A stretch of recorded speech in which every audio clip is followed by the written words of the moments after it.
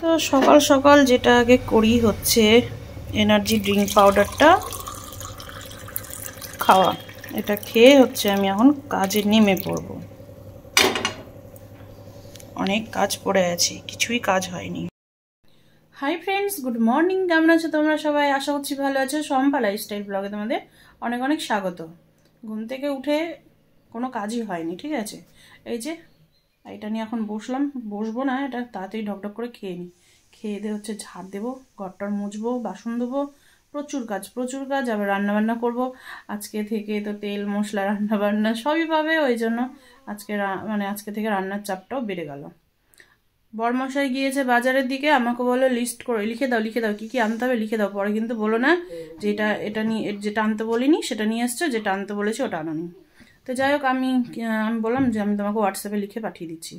ওকে আবার হোয়াটসঅ্যাপে লিখে পাঠিয়ে দিয়েছি, কখন আসবে জানি না। দেখি কি কি বাজার করে নিয়ে আসছে। বাজার তো কিছুই নেই ঘরে। মাছ আছে আরও অল্প ফ্রিজে, তো আজকে মাছ আর করবো না। আজকে দেখি কি রান্না করা যায়, দেখি কি রান্না করা যাচ্ছে।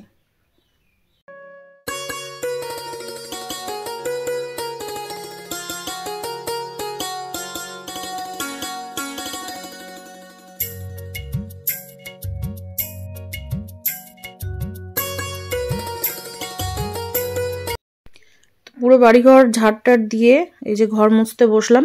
তো একদম দাদুর ওই বারান্দা থেকে, দাদুর ঘরটা তো মোছা যায় না, তো দাদুর ওই বারান্দা থেকে একদম পুরোটাই মুছতে এই যে নিচের দিকে নামছি। তারপরে একদম নিচে চলে যাবো আমাদের রুমগুলো মুছতে। তো সিঁড়িটা মুছে আগে মেয়েদের রুমে মুছবো, ব্যালকানিটা মুছবো, তারপরে হচ্ছে একদম পুরো মুছতে একদম নিচে গিয়ে এবার আমাদের রুমটুম মুছে তারপরে এই যে এখন আমাদের রুমটুম সব মুছা হয়ে গেছে। আর এখন চলে আসলাম দেখো রান্নার এখানে। তো রান্নার এই যে ওভেন টোভেনগুলো না, কালকে রাত্রে রান্না করেছিলাম, কিছুই পরিষ্কার করিনি। পরিষ্কার না করে রাখতে হবে জানো, এখন না ইঁদুর নেই। পরিষ্কার থাকলে না ইঁদুরের উৎপাতটা হবে না, ইঁদুরও আসার চান্সটা খুব কম থাকবে। এখন গরম পড়ছে তো এখন ইঁদুরের অত্যাচার আরও বেড়ে যাবে। তো ভাবছি যে রাত্রে কি সারাদিন কিছু করি আর না করি, রাত্রে মোট কথা পরিষ্কার করে রাখতে হবে, না রাখলে অসুবিধে নিজেরই। তো এখন এই যে ওভেন টোভেন মুছে তারপরে যাবো বাসন টাসন ধোবো। কালকে রাত্রে রান্না করেছিলাম, কড়াই আছে। আমরা জানি না কেন বাসন পড়ে থাকলে কেন যে এত ভয় লাগে। তো এই যে দেখো একটু একটু করতে করতে বেশ ভালোই বাসন হয়ে গেছে। তাড়াতাড়ি ধুয়ে নিই। আর বাসন টাসন ধোয়া হতে না হতে ওর বাবা চলে আসবে, এসেই বলবে কি আগে খেতে দাও। তো এতদিন ধরে তো ছাতু টাতু খাওয়া ছিল না, তোর বাবা আসলে ছাতু গুলে দেবো ভেবেই রেখেছি। বাসন টাসন ধোয়া হতে হতে যদি না আসে তাহলে সব রেডি করে রাখবো, কারণ হচ্ছে দোকান যাবে তো দেরি হয়ে গেল, কিন্তু 10টা বেজে গেছে। ও গিয়েছে আমবাজারে আজকে সবজি আনতে, তো কখন আসবে। তো ভাবছি যে সব রেডি করে রাখি। তো তিতলিকে আমি বলছিলাম যে তিতলিকে বললাম একটু ক্যামেরাটা করে দে, তো তাই ও করে দিচ্ছে। তোকে বললাম যে কর, দোকান যাবি, দোকান থেকে কিছু কিছু জিনিস আনতে দেবো। পাশে এখানেই পাঠাই দোকান, বেশি দূরে পাঠাই না। আর এখন যা মালদার অবস্থা কি বলবো আর, জানো বলার কোনো আর ইয়েই নেই। তো চলো ওকে আগে দোকান পাঠিয়ে দিই। সয়াবিন আনবি আর হচ্ছে পুচকিটা 10% ভিতরে টাকা দিই।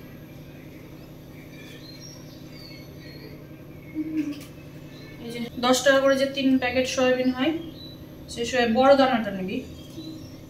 3 প্যাকেট নিবি, লাগবে না। 10 টাকা 3টা প্যাকেট সয়াবিন, বড় দানাটা। ফরচুন হোক নিউট্রেলা হোক, ঠিক আছে, যেটা হবে নিয়ে আসবি। আর হচ্ছে পুচকিটার প্যাম্পার্স নিবি 5টা প্যাম্পার্স। যা।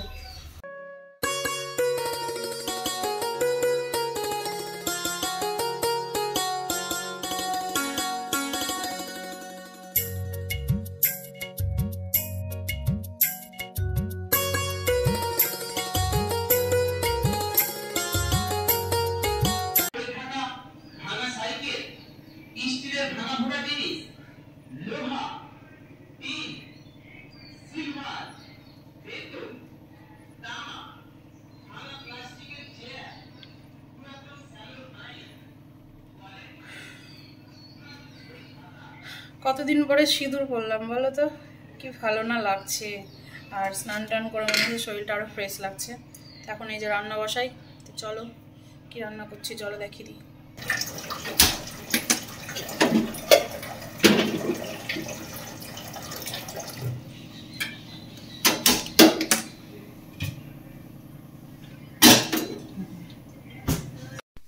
একদিকে তো ভাত বসালাম আর একদিকে হচ্ছে সয়াবিনটা একটু ফুটিয়ে নিই ভালো করে। আমি না এইভাবেই জানো কাঁচা জলের মধ্যে সয়াবিন দিয়ে একদম বাম্পার করে গড়গড় করে ফুটাই, তাহলে বেশ ভালো হয়, নরম হয়, সফট হয়। আর ওইদিকে কাপে করে জল রেখে দিয়েছি, একটু করে জল খাচ্ছি আর কাজ করছি। আমার তো এটাই কাজ। আর এখন দেখো কি রান্না করব, তো ভাবলাম যে সয়াবিনের তরকারি করি, একটু আলু দিয়ে ঝোল নিরামিষ করে, আর হচ্ছে বেগুন ভাজা করব। তো বেগুনগুলো না এত সুন্দর নিয়ে এসছে যে কি বলবো, একদম একটাও বিচি টিচি কিছু নেই না, একদম কচি। তো দেখো আমি না ভিডিওটা স্পিডে দিয়েছি ঠিকই, কিন্তু তোমাদের আমি দেখাচ্ছিলাম যে দেখো কতটা কচি। তো যাই খুবই কচি একদম, বেগুনগুলো পোড়া খেতে যা লাগবে না কি বলবো। তো এইদিকে বেগুনটাকে ধুয়ে নিলাম। আজকে ভাবছি বেগুনটা ভাজতে একটু দেরি আছে, তো এই সুযোগে না ভাবছি একটু বেগুনে লবণ হলুদ আর একটু চিনি মাখিয়ে রাখি। এইভাবে ভাজলে নাকি বল, চিনি দিলে নাকি বলে বেগুনে তেল কম লাগে। তো দেখি কি হয়।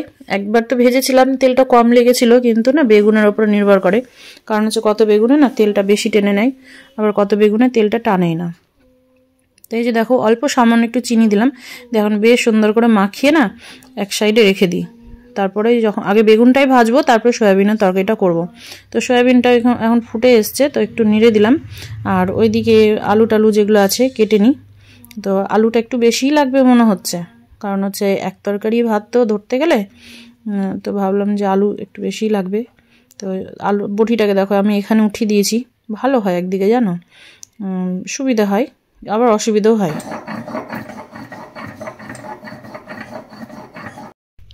তো দেখো এদিকে কড়াইটা বসিয়ে দিয়েছি, সয়াবিন সেদ্ধ হয়ে গেছে। আর জ্যোতিকে বললাম যে সয়াবিনটা একটু ভালো করে ধুয়ে একটু জল থেকে চিপে উঠাতো, কারণ হচ্ছে এদিকে আমি কড়াই বসিয়ে দিয়েছি, কড়াই গরম হয়ে গেছে, লবণ ভাজবো।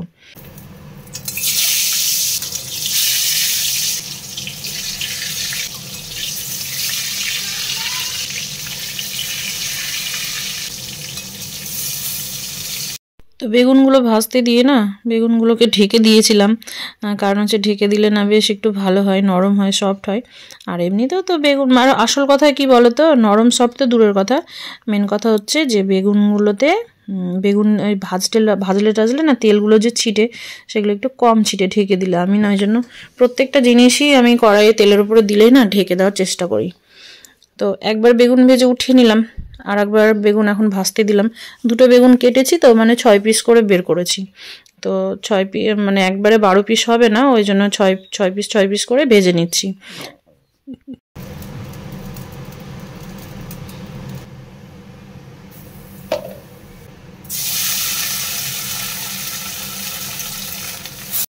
বেগুন ভাজার তেলে তেল তো বেঁচেই ছিল, আর একটু সর্ষের তেল দিয়ে দিলাম ওর মধ্যে, দিয়ে যখন সয়াবিনগুলো একটু বেশ সুন্দর করে ভেজে নিচ্ছি।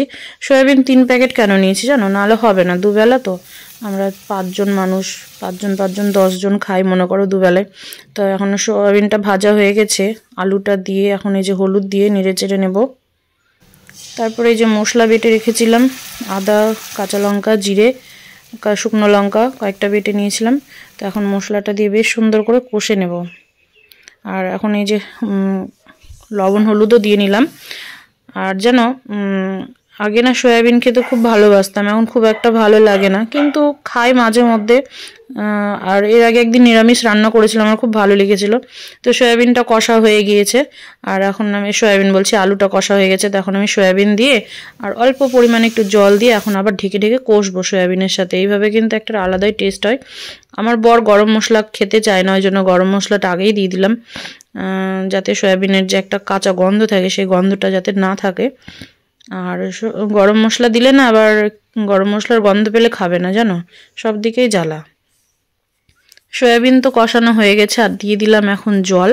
তো আমি একটু ঝোল ঝোল করব, খুব গামাখা করব না।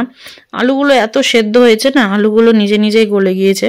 তো ওইদিকে সয়াবিনের তরকারিটা ফুটছে, আর এখন আমি দেখো এদিকে যে কার্পেটগুলো ছিল ওগুলো ধুয়ে দিয়েছিলাম। একটাই তো কার্পেট, এই ছোট, আর এই চাদরটা ছিঁড়ে গিয়েছে। তো ভাবছি আর একটা কার্পেট নিয়ে আসবো নাকি। ওই যেটা এর আগে পেতেছিলাম, মানে যখন এগুলো কেচে দিই তোমাদেরকে দেখিয়েছিলাম, ওইটা না খুবই ভারী জানো, ওটা যদি নোংরা হয় তো না কাচা খুব মুশকিল হয়ে যাবে। ওই জন্য আর সব কিছু তো আর ওয়াশিং মেশিনে দেওয়া যায় না, কেন মনে করো কত কি পড়ে, জল টল, বাসন ধোয়া জল টল, মানে অনেক কিছু পড়ে, বুঝতে পেরেছো? রান্নার জায়গা রান্না করলেও অনেক কিছু পড়ে, তো সেই সব শুদ্ধ তার মেশিনে দেওয়া যায় না। তো আমার বর ব্যাগের মধ্যে ভরে তরমুজ যে নিয়ে এসছে, নিচে যে তরমুজ ছিল দেখো, তার উপরে আলু ছিল, পেঁয়াজ ছিল, আমি বুঝতে পারি না, আমি না অবাক হয়ে গেছি যে আলুই এতগুলো নিয়ে এসছে। তো দেখছি না, নিচে আবার 3টে তরমুজ। তো বলেছিলাম যে বাজার যাচ্ছ, যদি তরমুজ পাও তো নিয়ে এসো। তো 3টে তরমুজ নিয়ে চলে এসছে। কি বলতে ভালো লাগে, কাঁচা লঙ্কা ছিল না, তো কাঁচা লঙ্কা নিয়ে এসছে। তা হাতের কাছে কয়টা কাঁচা লঙ্কা রেখে, আর এই যে হাতের কাছে 2-1টা লেবু রেখে, বাকি লেবু কাঁচা লঙ্কা তিতলিকে বলি ফ্রিজে রেখে আসবে। রান্না তো হয়েছে, বাসন কয়টা আছে ধোয়া হয়নি। আর এই যে তোমার এই নিচটাও দেখো একদম পরিষ্কার করে নিয়েছে, সব কিছু গুছিয়ে। তরমুজগুলো ফ্রিজে ঢোকাতে পারবো কিনা এখন সেটাই হয়ে গেছে টেনশন। তো আমার মনে হয় না যে অতগুলো তরমুজ ঢোকানো যাবে। আর এইদিকে তো আজকে মানে তোমাদেরকে মানে আমি দিদুনকেই দেখাইনি। তো চলো দিদুনের শরীরটা কেমন আছে তোমাদের একটু দেখিয়ে দিই। জুথিকে দিয়েছি খেতে, আর আজকে আমাদের দেখো বিছানা টিছানা কিচ্ছু উঠেনি, ঠিক আছে? ওইদিকে আমি সমস্ত কাজ টাজ করে। ওরে বাবালি, টিভি দেখছো তুমি? টিভি দেখছো দিদুন? তুমি টিভি দেখছো? দিদুনের শরীরটা কিন্তু ভালো না, তোর মা খাচ্ছে আর তিতলি একটু ধরে নিয়ে বসে আছে, তাই তো? তুমি মাছির কোলে আছো? হ্যাঁ ও দিদুন, তুমি মাছির কোলে। তো হয়ে গেল এখন এই আরাম টারাম খাওয়া, ঠিক আছে? এইচএস পরীক্ষাও শেষ হয়ে গিয়েছে। তিতলির স্কুল হচ্ছে সরস্বতী পুজোর খাওয়া দাওয়া আছে সোমবারের পর থেকে, তারপর টানা ক্লাস হবে তিতলিরও। তখন এই আমারও দৌড়াদৌড়ি ছুটোছুটি লেগে যাবে। আর এই পুচকিটাকেও ধরার জন্য লোক লাগে তো, তাই না? পুচকিটাকে না ধরতে পারলে ওর মা কোনো কাজই করতে পারে না। ওর মার কাজ তো কিচ্ছু না, শুধু ওই ঘুম থেকে উঠে ওর মায়ের হচ্ছে মানে দাঁত ব্রাশ করা, তারপরে মুখ টুক ধোয়া, তারপরে হচ্ছে গিয়ে তোমার সকালের একটু ব্রেকফাস্ট করা, বিছানা টিছানাগুলো একটু ওঠায়, তবে বাচ্চাটাকে দিয়ে তারপরে মানে কাউকে ধরালে ওর মা মুখ টুক ধুয়ে খেতে পারবে, না হলে পারবে না।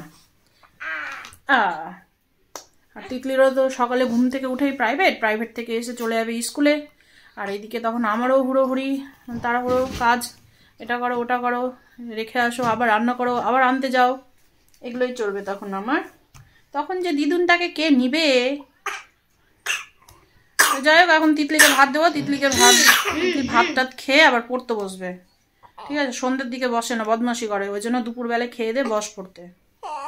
হ্যাঁ তোর বাবাকে ভাত দেবো। ওর বাবার উপরে আজকে আমার না রাগ হয়ে গেছে। কেন বলো তো?